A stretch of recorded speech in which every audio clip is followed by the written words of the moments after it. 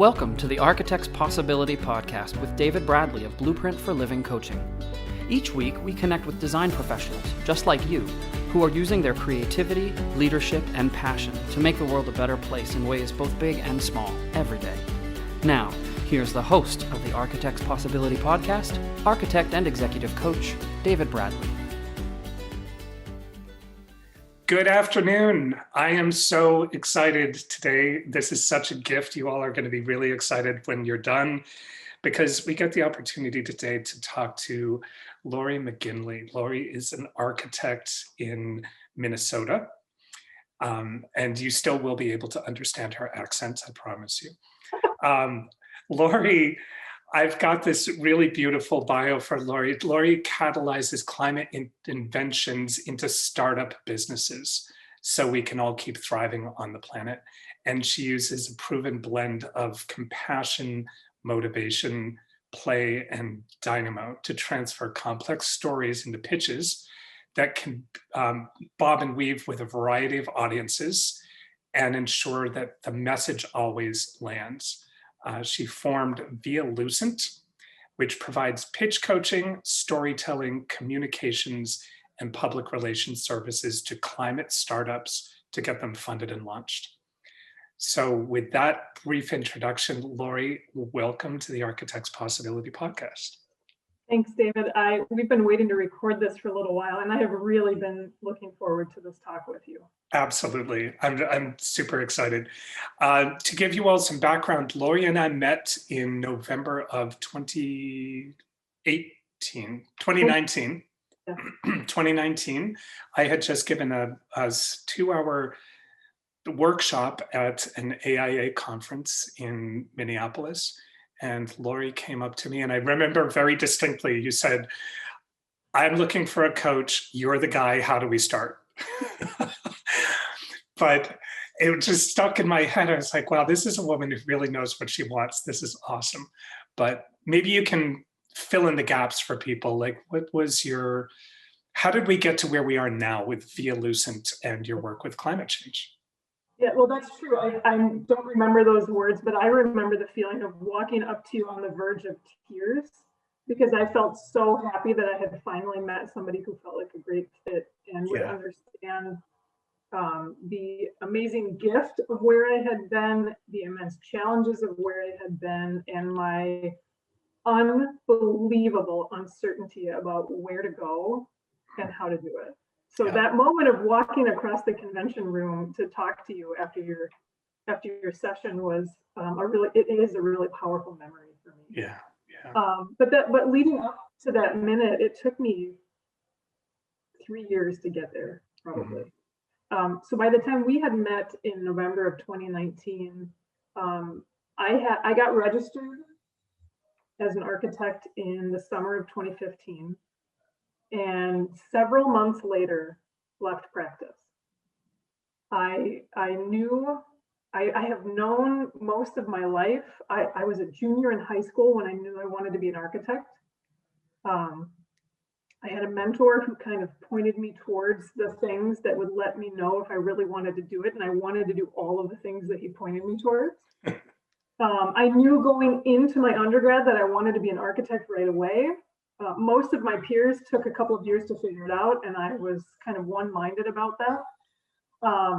So by the time I got through graduate school, through my intern hours, through all of the tests, I knew at that point that I really didn't want to be a practicing architect.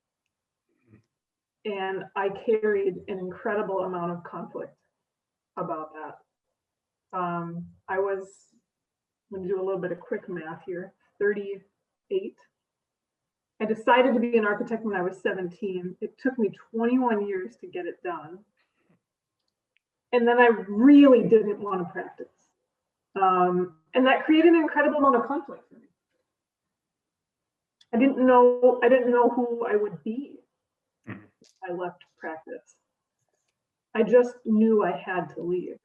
I was miserable. I was miserable in the culture. I was miserable in the business structure of being an architect. I really struggled to find a balance of happiness in practice. So I left to go teach. And I taught students at community college, 2-year certificate students in drafting, architectural drafting. And that wasn't quite right either. And probably around 2017, I started thinking about hiring a coach. Mm. And the sum total work that I put towards that endeavor between 2017 and when I met you was probably about a tablespoon and a half of effort. I knew I would benefit from talking through this change, but didn't know how to start. Had no idea how to figure out who the right coach was, or if I really wanted to do it. If I knew it wouldn't be free, could I prioritize it? So by the time I met you in Minneapolis in the convention center, there was a forest of movement behind me, pushing me to introduce myself and say, let's figure out how to do this. Nice. And what stuck with me about your talk, I don't know if I've ever told you this. You presented the idea that we operate under contexts that we author. Right. And I remember that from your talk. And you gave one of the examples you gave really stuck, the feeling of it really stuck with me, that I had in fact created my own challenges, both as a practicing architect and then somebody who left practice, who I think we still call architect. Mm-hmm. And that was the tipping point for me, was having you introduce that concept to me and really feeling how that had been true for me and was currently true for me at that time. It's not an uncommon experience I've noticed with a lot of architects, because hearing you, I believe correctly, is it's not that you were disenchanted with architecture as a subject or in theory, but it was the actual structure and the practice and the way architecture was being packaged for you that just wasn't the right fit. That is so true. It is true today in present tense that I have wanted to be an architect my whole life. Right.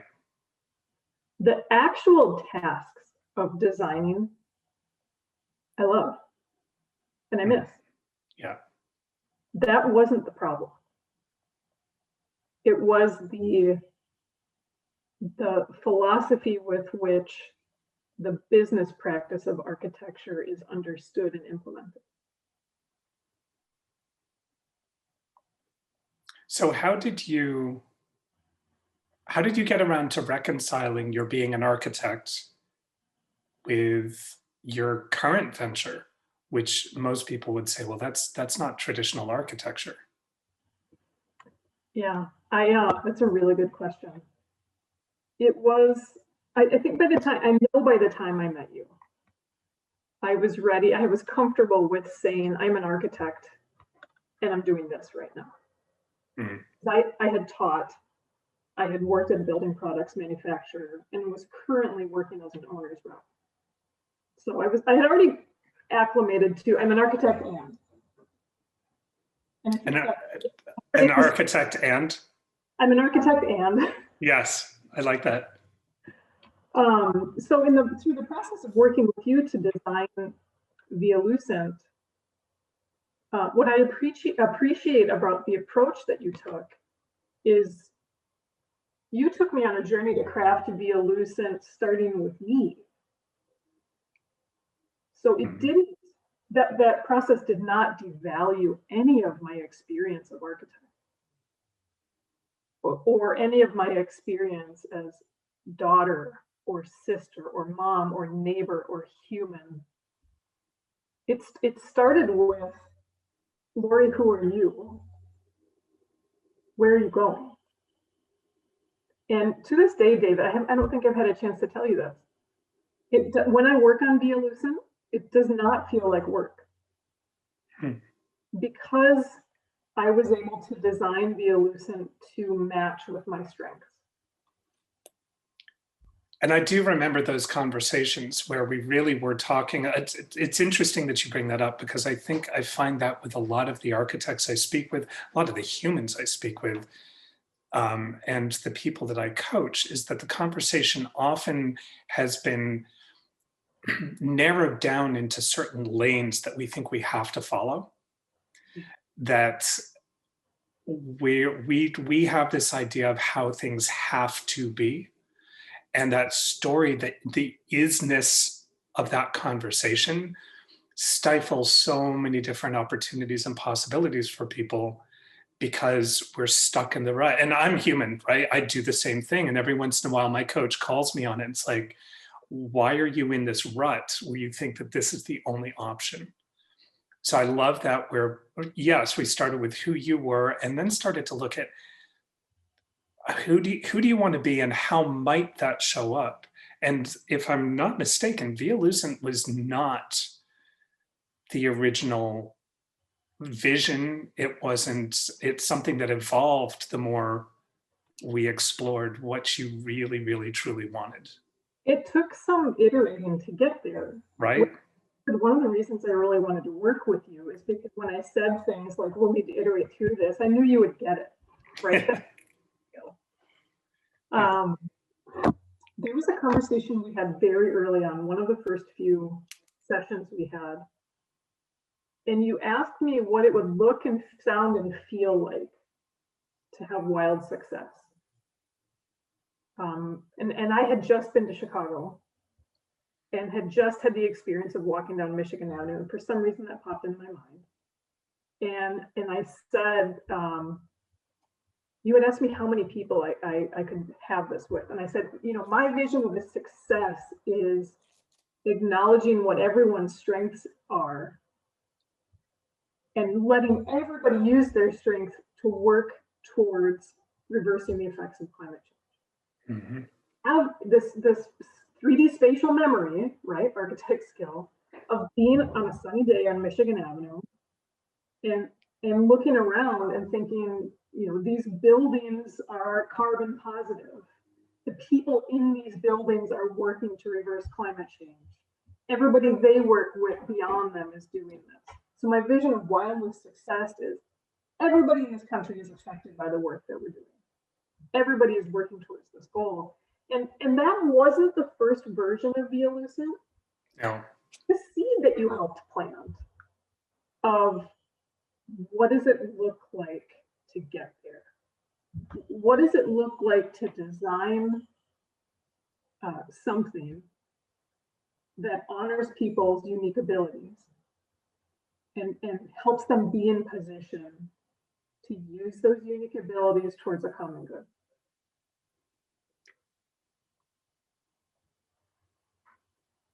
And it took 3 or 4 months, I think, to land on Via Lucent. I believe so. Yeah. Probably another 4 months before it was really truly clear what Via Lucent would be. I do remember, though, that as we started really digging down into what it was that was important to you, climate change bubbled right to the top really quickly. Yeah. Like that's something that was really present, and it was there very early on. Yeah. And I know that sort of lies at the core of what Via Lucent is about. Why does Via Lucent need to succeed? As an architect, I'm just going to say all of us, and the engineers, I'll put them in here too. We know what needs to happen, and we know the timeline. If you look towards entities like Architecture 2030, who make very clear what we need to do as firms and individuals and as a community, we know that we have to make giant leaps to get rid of embodied carbon. Mm-hmm. Buildings by 2030, we have 9 years. We know that we have a little bit longer to get rid of operational carbon. And we know that some politicians are saying 2050, but we know it's 2030. We know we have 9. So I forgot what your question was. It was about why is it important that Via Lucent succeeds? It's important that Via Lucent succeeds because I, as an individual, fundamentally understand what we as a human race need to do. And I, as an individual, am completely incapable of achieving that without help. Via Lucent needs to succeed because it will bring the right people to the right efforts to have the right impact. It will be part of decarbonizing the built environment, getting rid of embodied carbon, getting operational carbon down to nothing. And frankly, David, we need like 10,000 more Via Lucents.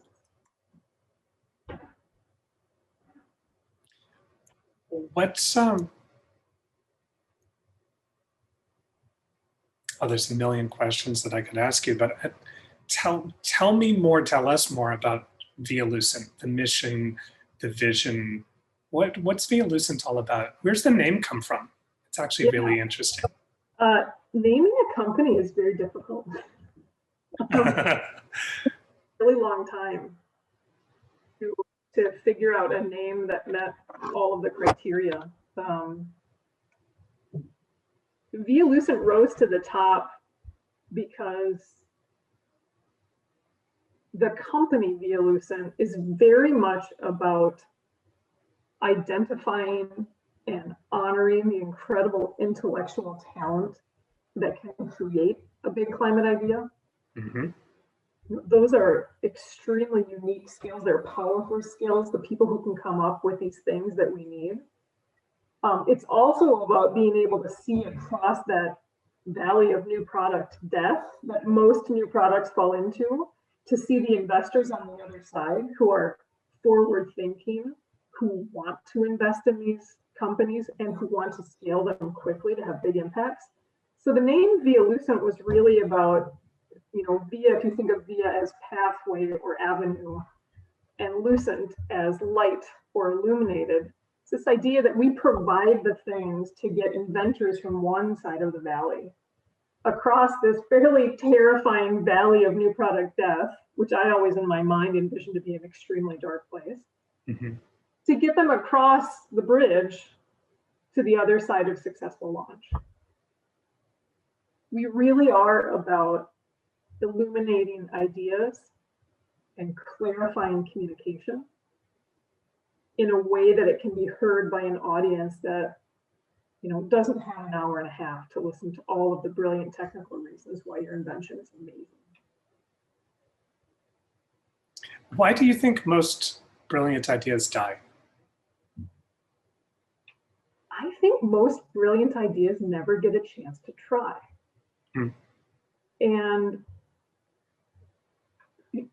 drawing from my own experience as architecture grad student, when we had an opportunity to dig into a thesis, we got a chance to kind of dive deep, right? Right. And I remember one of my first reviews, one of my mentors, I got lost and I was just talking. I had like 75 slides or something. And he's sitting there and he just looks at his watch and gives me you gotta wrap it up. We're bored.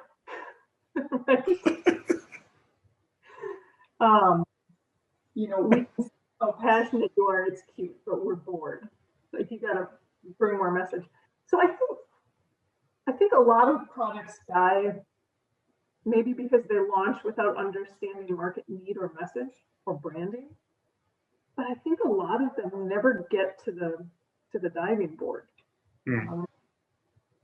If you are a brilliant scientist, engineer, architect who has developed this incredible idea that nobody has thought of before, it's entirely possible that what you love doing best is inventing things. It's entirely possible that what you love best is reading and creating in a fairly predictable and peaceful environment. And the thought of running a wildly successful startup makes you very uncomfortable. And so I think a lot of them never get to the launch pad. And circling back to what we do, Via Lucent wants to acknowledge people's strengths and enable them to work with their strengths towards this incredible challenge of climate change. Mm-hmm. We don't want brilliant inventors to run businesses if that's not in their wheelhouse. Right. We want brilliant inventors to come to the table to identify the right partners who do want to run wildly successful businesses. I want all of those brilliant inventors to go back to their happy place and keep inventing. And I want them to get the recognition and the support and the acknowledgement that they deserve for coming up, frankly, with an idea that will help humanity. Is there an example of, I realize there are all sorts of NDAs and secrets that can't be discussed and those who should not be named, but is there an example of a sort of a client-investor relationship that you've seen start to come together as an example of how Via Lucent can step into that void? I can't talk to you about specific things. Right. And from what I have seen so far, there is a need, frankly, from both sides of that conversation. Mm-hmm. I have seen a need for an investor who has reached out and said, I heard this pitch. I think it's good. I don't know what they're talking about. Can anyone help me?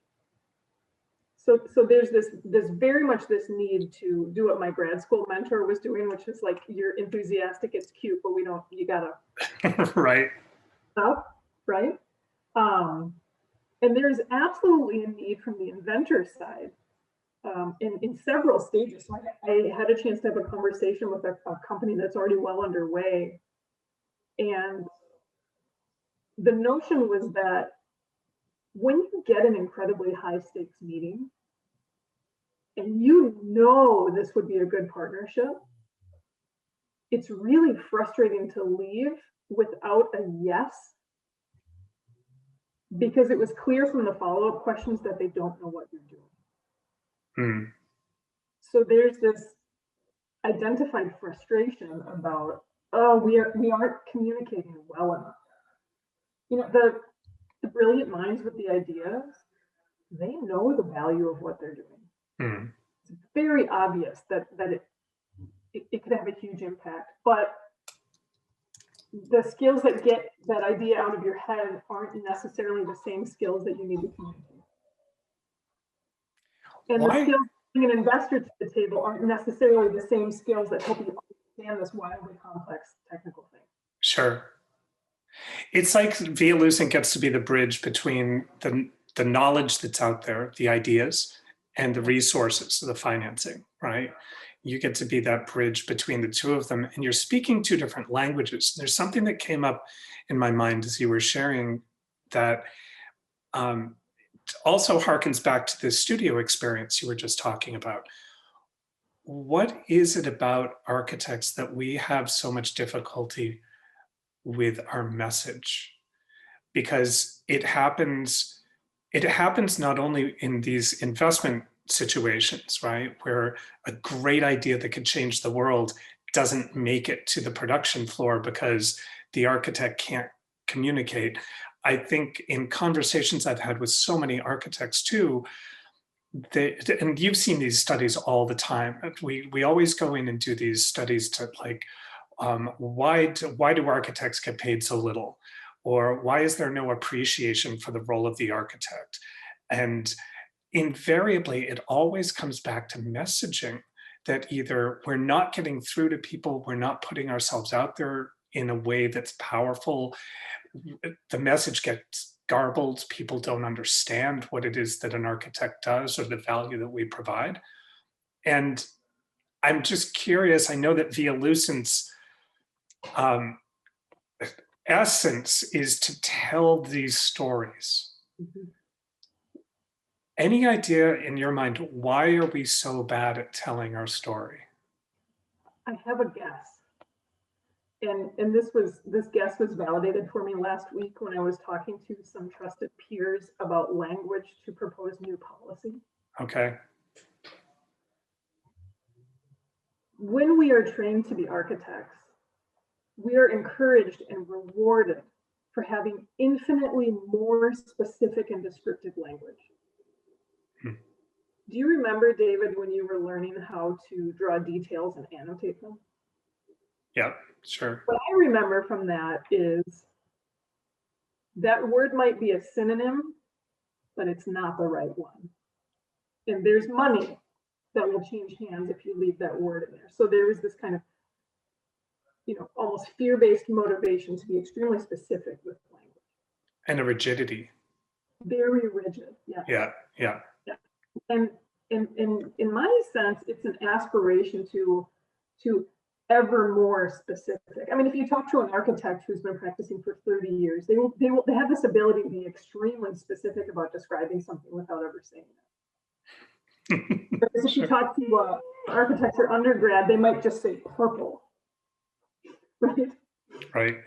So this conversation came up to me last week about policy, and it was the lawmaker who was asking for an architect's perspective on what the most important thing to do right now about climate change is in terms of this policy that he was writing. And I didn't get to the email very quickly. And so I think I had 3 versions of the email from my peers to read by the time I got to it. And it was totally accurate, absolutely professional, architectural, high-level language that a lawmaker probably couldn't have made sense of. And so I'm remembering at some point in grad school, somebody wrote the German word for R value on the whiteboard. And they wrote the letters pretty big, maybe 4 inches high. Yeah. But the word was 2/3 of the length of the whiteboard. And apparently the word in German is like, the ability of a material to resist the transfer of heat. Right. Very stereotypically German and long. And so I think architects are trained to tend towards that extremely long marathon of a word, when what a policymaker might want to hear is materials that help us use less energy. Right? And I think that's a real challenge. In our profession, we're trained to be ever more specific, but once we pop out of that, we can't use words like orthogonal, fenestration, filigree when we want to talk to architects. We need to say square and windows and lace. Yeah. So let's say you find a brilliant idea, someone out there who's come up with a way to recycle all building construction debris, right? And turn it into something really magnificent, like food. Let's just say that. Yeah. So anything that comes off of the construction site, all of the construction debris, this person has come up with some way to turn it into food for people. Obviously hypothetical, but Yeah. where do you jump in? What do you do? What's your process? So I love that you picked something that frankly I had never thought of. It had never occurred to me before that somebody could figure out how to turn construction waste into food. That's awesome. Right. When I find that, what I start doing is I start figuring out who I need to call and say, tell me more about your idea. I would love to hear about your idea, because my first passion with this is understanding this brilliant idea with the lens of what am I actually listening for? Where's the value proposition? So if I find the person to call and I call them and within 16 seconds, they explain the value proposition, I say, awesome, can I help you network into anything? I think you're doing great, goodbye.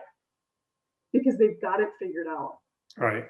If I get to the person and I call and we have a 58-minute phone conversation and I'm not totally sure what the value proposition is at the end of it, I'd say, I'd like to talk to you more about how we can clarify your message, because I think I understand it. And I think this investment group who I've been talking to is looking for a product like yours, but I don't really know where we're going yet. So we clearly need to talk, right? Yeah. Via Lucent specifically wants to focus on the brilliant ideas that haven't started figuring out how to do this. Because I think a lot of brilliant minds can do it. Mm-hmm. A lot of brilliant minds also have the capacity to start a business. And that's great. And I want them to succeed, but that's not really our niche. Mm-hmm. I really want to find the folks who know their idea is awesome, but it's stuck in a sketchbook or a garage or a lab somewhere.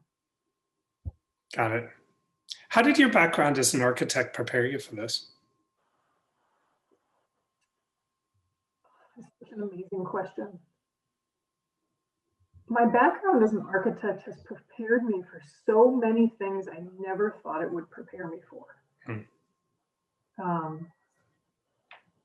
Training an architect, well, me being trained as an architect felt like disassembling my thought process and reassembling it in an expansive way. So learning all of the skills I needed to get licensed was about turning a design on its head. It was about brainstorming ideas and rapidly testing them. It was about ruthless editing of ideas. It was about reaching out to experts and bringing in a fresh perspective. And it was about holding on to uncertainty for a long time until it was time for it to be solidified. And those skills are what architects need. And they translate really well into what I'm doing. Being patient and allowing something to develop in its own time. That's an architecture skill. Mm-hmm. Being able to, so an architect once told me that we are trained to understand a mile wide and up to an inch deep. Precisely an inch. Yeah. Less than or equal. Right. 0 inches. And that skill really helps today because I am talking to chemists and biologists. And David, the last time I took a biology class was in 1997. Right. Right. Not strength, but in terms of the ability to listen for comprehension and adopt enough vocabulary to be able to ask a question and understand the answer. That's a skill I developed as an architect. You know, I'm not a mechanical engineer, but I knew enough to be able to coordinate the mechanical engineer's drawing. Right. So it's like this Renaissance woman preparation for being able to go out in the world and talk to anyone. Yes. Which is really cool. Yeah. I know too, personally, I know that one of your loves is woodworking. Yeah. And that you do some really brilliant woodworking stuff. And I'm going to, on my blog website, we're going to share some of your, if you're up for it, we're going to share your social media around the woodworking because I think it's really inspired. And it also made sense to me here in the moment, knowing that about you. I thought, okay, you're the woman who takes the chunk of wood that an architect or designer or scientist wants to sell to somebody, almost in the Michelangelo sort of, it's a block of marble and I know that the thing is inside it, right? Yeah. And you take that chunk of wood and you take it to Via Lucent, which is the lathe, and spin it into something really beautiful to hand it to someone so that they can actually see what you've seen along with this architect was already within it from the very start. Yeah, thank you. Yeah. Harrison. And just to reinforce all of my best behavior, I've got this.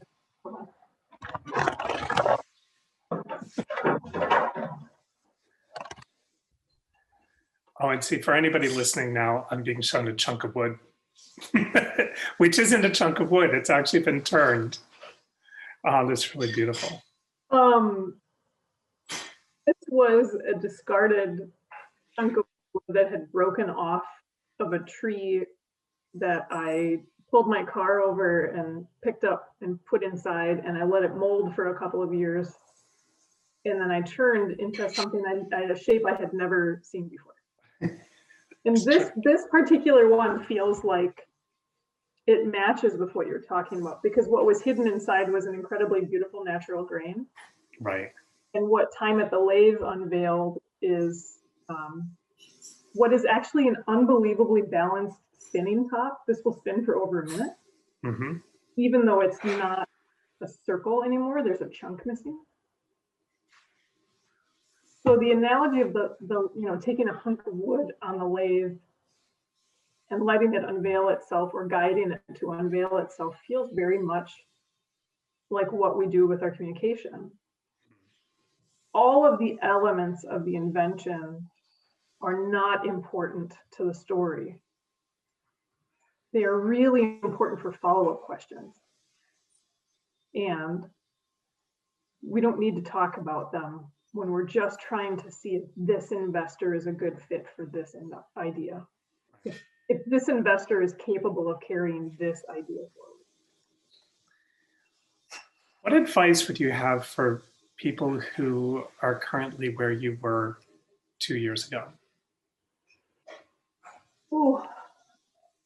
Architects who are practicing, perhaps not feeling totally fulfilled, questioning their role in the profession, wondering what else might be out there. I would hope that I would get an opportunity to ask them a question that leads to an answer. I would hope that it would work out that way. If I could reach back 2 years in time to myself, I would ask myself, if you could choose to do something that you are capable of doing, and if you could choose to prioritize the funding around it, which you're capable of prioritizing, why wouldn't you do it? If choosing to do something that you could do and choosing to prioritize something that you could afford to prioritize would help you feel more purpose-driven, fulfilled, and happier, why wouldn't you do it? It's a great lesson for everybody, for sure. And I think in that sense of architects are trained to rapid prototype to get to the right question quickly. I really wish present day Laurie could go back in time 2 or 10 years and ask that question to past Laurie. Yeah. Because that, frankly, is in hindsight of having worked with you for a year, that was actually the right question. We as architects develop these incredible abilities and practices that have a huge application outside of practice. And I remember that feeling of fear of resigning my project architect job. It felt like I had to give up something of myself because I wasn't practicing, even though practicing made me miserable. Right. To anybody who's miserable in practice or thinking about leaving or just left or confused, the world needs those skills. I mean, architects have incredible skills and abilities and training, and they can be applied to so many different things. Mm-hmm. How can we harness that brain power into something as important as creating the buildings that we need as a society? And on the side, bonus, something that actually makes you happy and fulfilled. Yeah. The world's a better place for that, right? Right? It's so right. Right? What's the vision for Via Lucent? I think about this a lot in terms of something I could truthfully say at the end of life. Mm-hmm.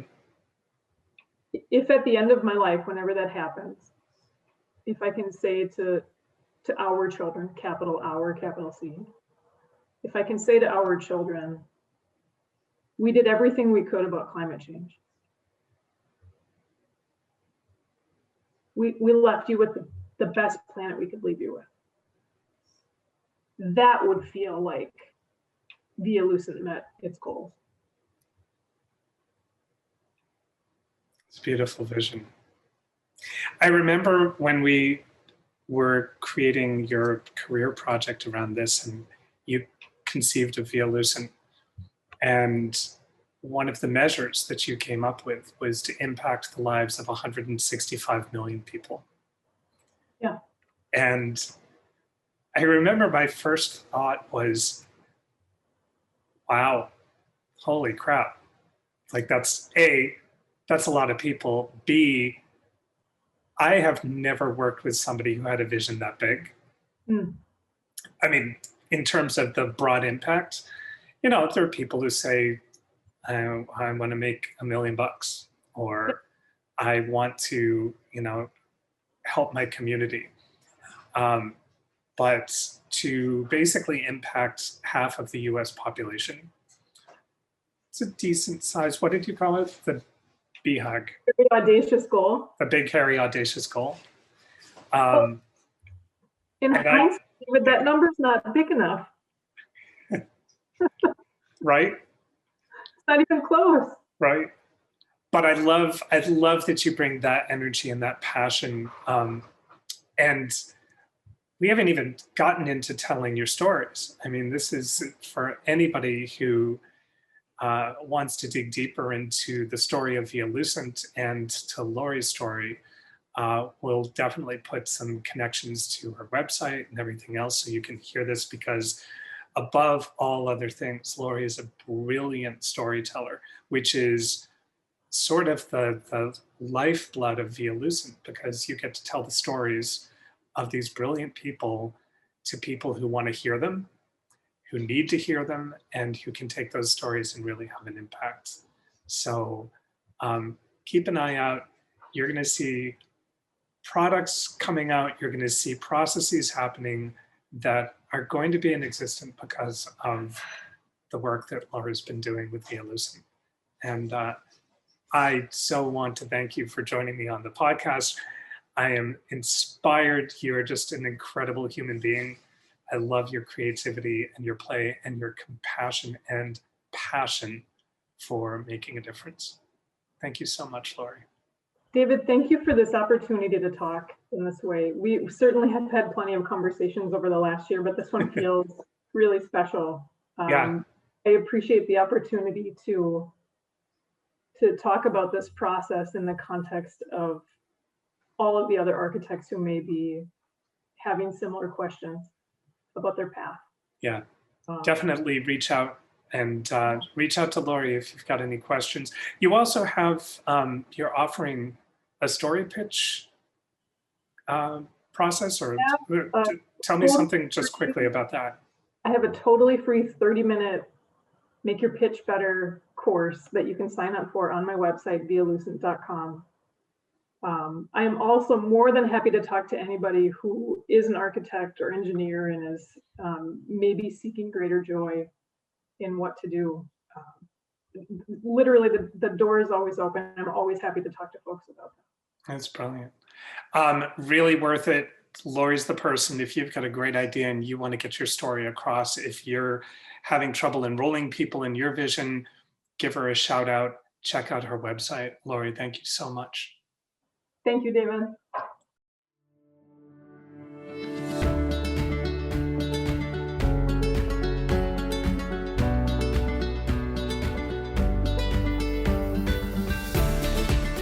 Thanks for joining us this week on the Architect's Possibility Podcast with architect and executive coach David Bradley, produced by Blueprint for Living Coaching.